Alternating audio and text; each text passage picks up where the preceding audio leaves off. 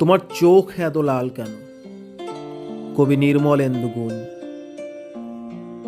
আমি বলছি না ভালোবাসতেই হবে, আমি চাই কেউ একজন আমার জন্য অপেক্ষা করুক, শুধু ঘরের ভেতর থেকে দরজা খুলে দেবার জন্য। বাইরে থেকে দরজা খুলতে খুলতে আমি এখন ক্লান্ত।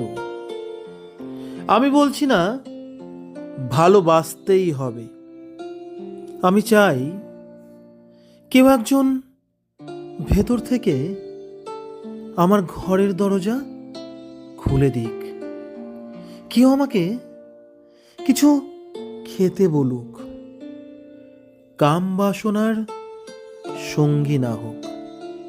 কেউ অন্তত আমাকে জিজ্ঞেস করুক, তোমার চোখ এত লাল কেন? ধন্যবাদ।